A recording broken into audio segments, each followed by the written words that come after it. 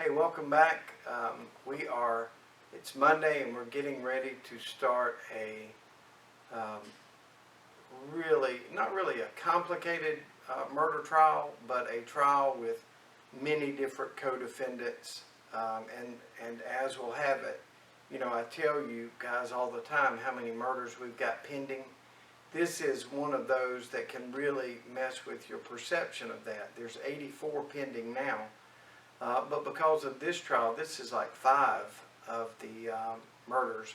It doesn't necessarily mean that they're all different murders when I say 84. So in this case, there's 5 accused of shooting one person. There's one dead body. It happened over at Browntown, near Highway 501 between Aner and Conway.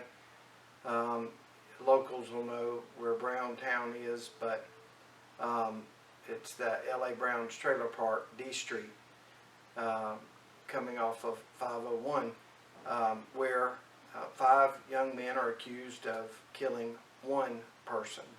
That's going to start this morning. We will pick a jury, and we will try at least 3 of those guys. Some of them have already pled and are cooperating with the state. So it gets complicated because you got 3 different defense attorneys sitting at a table. You got a whole new set of rules when it comes to how many jurors can be picked. In this case, the defense gets to strike 20 jurors for any reason except for race or gender, and the state gets to strike 10 for any reason but race or gender. So because there's multiple co-defendants, some of the things change. That case should take all week. I'm going to talk with you about a few cases that we finished up last week and we failed to report on, but I told you we would. Last week we started off with a trial in one courtroom. That was an armed robbery from a Dunkin' Donut on Highway 544 that occurred in 2019.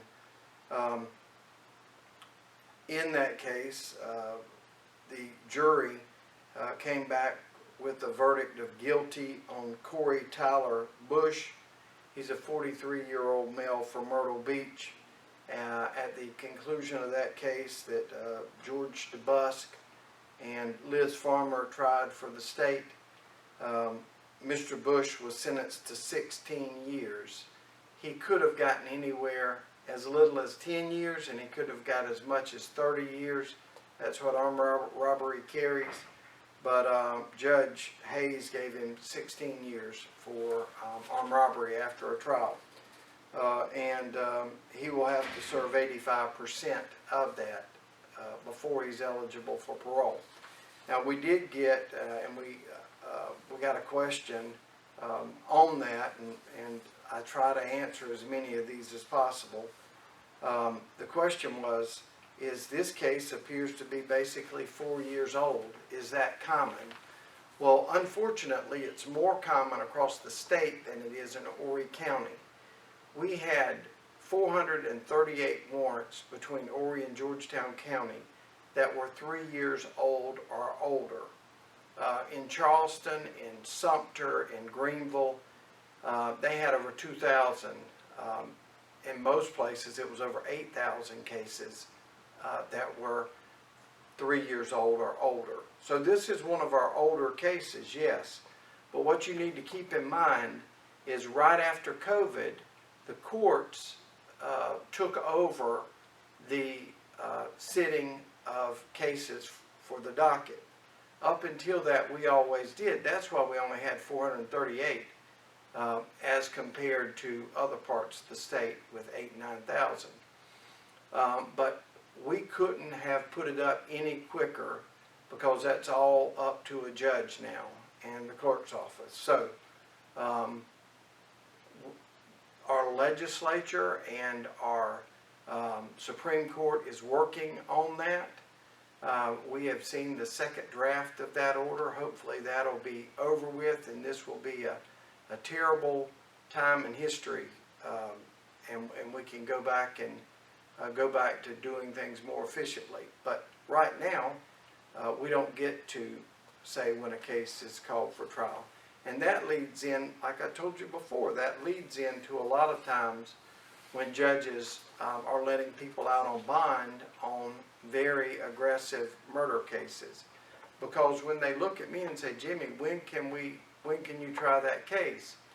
My only answer is, Judge, I don't get to set the docket right now. You know that, I know that.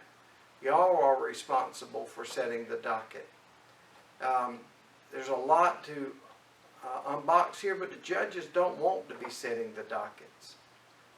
This is something that came down from Columbia after COVID, but it's not really anybody locally's fault that this has occurred. It is just what it is.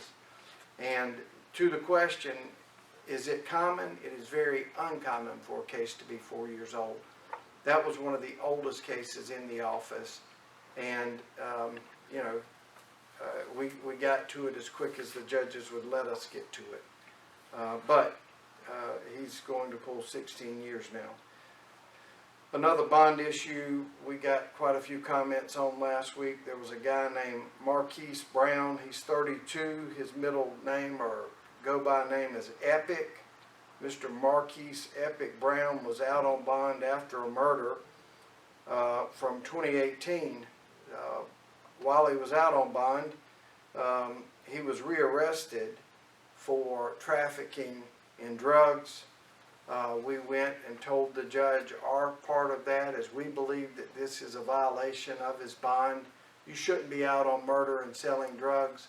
The judge agreed with us in this case and revoked his bond. So that bond revocation was of note, and several people commented on that.